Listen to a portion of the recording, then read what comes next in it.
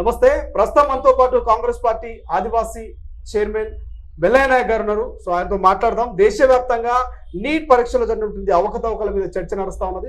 కానీ ప్రధానంగా ఢిల్లీలో కొట్లాడుతున్నటువంటి కాంగ్రెస్ గల్లీలో ఈ నీట్ మీద అటు మీడియా కావచ్చు, ఇటు అధికారంలో ఉన్నటువంటి కాంగ్రెస్ పెద్దగా లేవనెత్తినట్టుగా మనకు అనిపించట్లేదు. సో మాట్లాడదాం, ఎందుకు కారణం ఏంటి ఒకసారి తెలుసుకునే ప్రయత్నం చేద్దాం.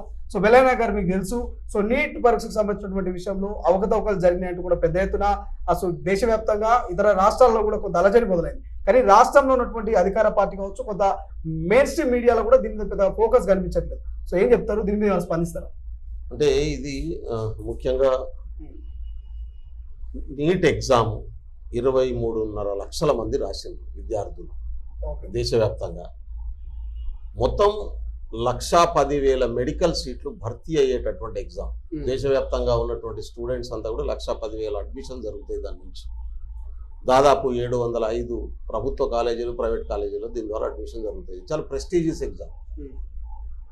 ప్రతి సంవత్సరం 1 నుంచి 10 ర్యాంకుల మధ్యన సగం ర్యాంకులు తెలుగు వాళ్ళకు వచ్చేటి, తెలంగాణ వాళ్ళు కావచ్చు, ఆంధ్ర వాళ్ళు కావచ్చు, వచ్చేటటువంటి ఎగ్జామ్స్. కానీ అంత పెద్ద ప్రెస్టీజియస్ ఎగ్జామ్లో లక్షల మంది విద్యార్థుల జీవితాలతో ముడిగి ఉన్నటువంటి ఎగ్జామ్లో తీవ్రమైనటువంటి అవకతవకలు జరిగినాయి అనేటటువంటిది కాంగ్రెస్ పార్టీ చెప్తున్నది, విద్యార్థులు చెప్తా ఉన్నారు. ఒకవైపు పార్లమెంట్ ఎన్నికల ఫలితాలు వచ్చే జూన్ 4వ తారీఖు నాడు దీని ఫలితాలను విడుదల చేయడమే తప్పు. నీట్ షెడ్యూల్ ప్రకారం 14వ తారీఖు నాడు ఫలితాలు విడుదల చేయాలి. కానీ 10 రోజుల ముందుగా ఫలితాలు విడుదల చేయాల్సిన పరిస్థితి ఎందుకు వచ్చిందో అర్థం కావట్లేదు. నంబర్ 1. నంబర్ 2 ఏంటంటే, ఫస్ట్ టైం భారతదేశ చరిత్రలో ఎన్ని రకాల యూనివర్సిటీ ఎగ్జామ్స్ ఉంటాయో, ఎన్ని రకాల టెస్ట్ ఎగ్జామ్స్ ఉంటాయో, అడ్మిషన్స్ ఉంటాయో, వాటికి జరిగే ఎగ్జామ్స్ ఉంటాయో, ఒకరికో ఇద్దరికో ముగ్గురికో నంబర్ 1 ర్యాంక్ వస్తుంది. కానీ 67 మందికి ఫుల్ మార్క్స్ తోని నంబర్ 1 ర్యాంకడం అనేది ఒక నీటిలోనే జరిగింది. అసలు ఇది ప్రపంచంలో జరిగిన ఏ ఎగ్జామ్ టెస్ట్లో కూడా జరగలే ఇటువంటిది.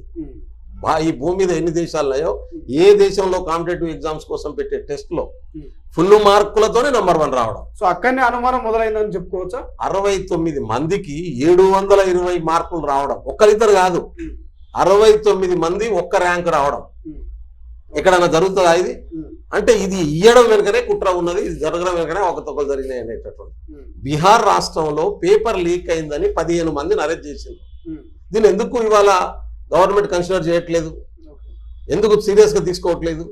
హర్యానాలో ఒకటే టెక్స్ట్ సెంటర్లో రాసినటువంటి 6 విద్యార్థులు నంబర్ 1 మార్కులు వచ్చినటువంటి పరిస్థితి.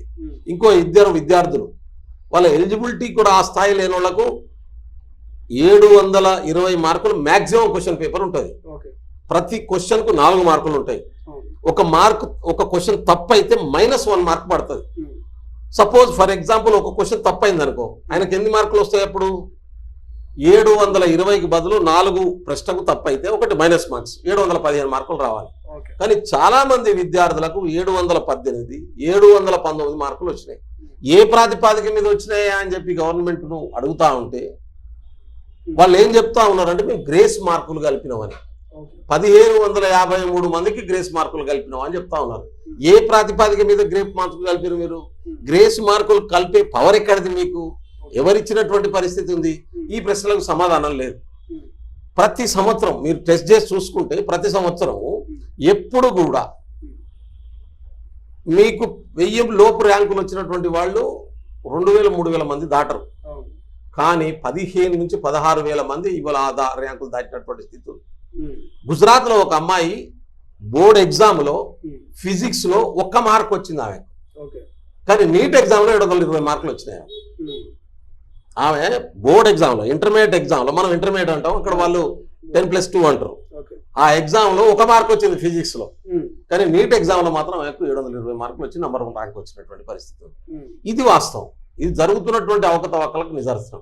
కాంగ్రెస్ పార్టీ దీని మీద డే 1 నుంచి కొట్లాడుతూ ఉంది.